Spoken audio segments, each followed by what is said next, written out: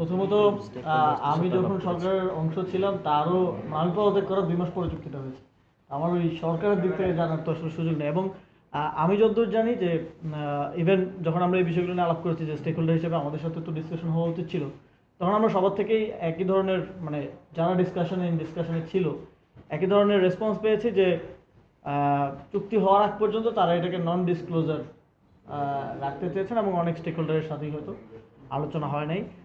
এবং আমরা এটাকে ক্রিটিক্যালি আমরা পয়েন্ট আউট করেছি যে এনসিপির সাথে আলোচনা না করাটা এটা উচিত হয়নি। এনসিপি সাথে অবশ্যই কনসাল্ট করা উচিত ছিল এবং সামনের দিকেও আমরা এটা জানিয়েছি স্টেক হোল্ডারদেরকে যারা ইনভলভ ছিলেন, সামনের দিকেও এই ধরনের বড় ডিসিশনের ক্ষেত্রে অবশ্যই আলোচনা করা উচিত।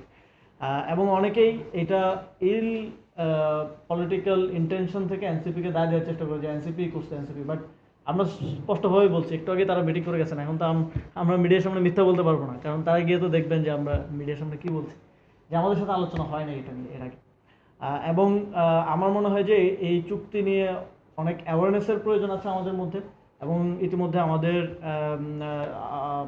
সম্মানিত আহ্বায়ক তিনি বলেছেন যে সংসদীয় বিষয়টি নিয়ে আলোচনা হওয়া উচিত, awareness and pros and cons বোঝার জন্য। এবং সাধারণ মানুষকেও আরও আমি দেখছি যে সত্য মিথ্যা অনেক কিছু মিলিয়ে সোশ্যাল মিডিয়াতে টকশোতে বিভিন্নভাবে আসতেছে, অ্যাওয়ারনেস প্রয়োজন আর কি। তো এটা ওনাদেরকে আমরা বলেছি যে এটা একটা কমিউনিকেশনটা আরও বেটারভাবে আপনাদেরও করা প্রয়োজন, ইউএস এম্বাসিরও করা প্রয়োজন, যাতে করে ভুল বোঝাবুঝি তৈরি না হয়।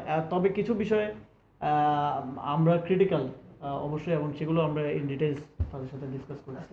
একটা বিষয় চুক্তি সম্পর্কে যে নন ডিসক্লোজারের যে কনসার্নটা, এটা আমাদেরকে একটা বিষয় মাথায় রাখতে হবে যে জুলাই গণ অভ্যুত্থানের পর বাংলাদেশে শুধুমাত্র যে ইন্টারনাল পলিটিক্যাল পরিবর্তন হয়েছে তা কিন্তু না।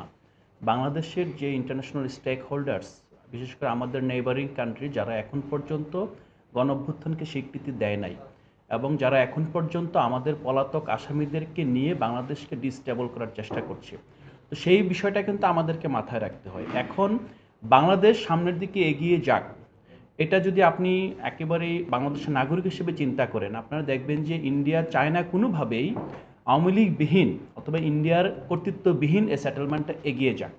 সেই জায়গা থেকে আমাদেরকে মাথায় রাখতে হবে যে যখনই কোনো ক্রিটিসিজম আসে, এবং আপনারা দেখবেন মিডিয়াতে, টকশোতে, বিভিন্ন ফোরামে কিছু ব্যক্তিবর্গ আছে যারা সব সময় গিয়ে প্রয়োজনে অপ্রয়োজনে উইদাউট এনি রেফারেন্স একটা বিষয় বলে যে আপনারা তো ইউএসটিআর নিয়ে কথা বলছেন না, ইউএসএ চুক্তি নিয়ে কথা বলছেন না, অথচ সে আলোচনায় চুক্তির কোনো ইস্যু নেই। তো সেই জায়গাটা আমরা একটা রাজনৈতিক দল হিসেবে বাংলাদেশের জনগণের যে স্বার্থ সংশ্লিষ্ট ব্যাপারে সচেতন হিসেবে আমরা কনসার্ন। আমরা মনে করি যে যে কোনো চুক্তি সংসদে আলোচনা হতে পারে এবং এই চুক্তি বুঝে না বুঝে শুধুমাত্র এটা ইউএসের দিকে গিয়েছে অথবা চায়নার দিকে গিয়েছে অথবা রাশিয়ার দিকে গিয়েছে, সেই জায়গা থেকে আমাদের বিরোধিতার সংস্কৃতি থেকে বের হয়ে আসা উচিত। আমাদেরকে দেখতে হবে এই চুক্তি আমাদেরকে কি দিতে পারে এবং কি দিতে পারে না, এবং এই চুক্তির মাধ্যমে আমরা যেই ফ্যাসিস্টকে এখান থেকে তাড়িয়েছি, তাদেরকে যারা আশ্রয় দিয়েছে, তাদের সাথে আমাদের সম্পর্কের সাথে এই চুক্তির কোনোভাবে সম্পর্ক আছে কিনা। আমরা দেখি যে হ্যাঁ, সম্পর্ক আছে, কারণ ইন্ডিয়া সর্বাত্মকভাবে চেষ্টা করছে বাংলাদেশকে নতুনভাবে তার আয়ত্ত নিয়ে আসার জন্য।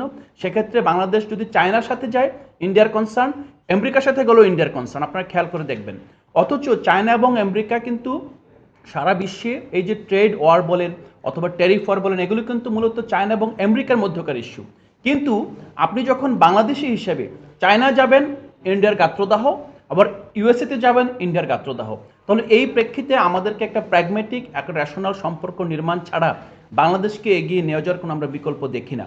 এই জায়গাটা আমরা একটা জায়গায় এসেছি, আমরা এনসিপি নিজেদের মধ্যে আলোচনা করে, স্টাডি করে, এবং পরবর্তীতেও যদি আপনাদের কখনো কনসার্ন থাকে, আপনারা যদি জানতে চান, আমরা খুব ব্রিফলি এবং খুব ডিটেইলড আমরা এই বিষয়গুলো আপনাকে জানাতে পারবো।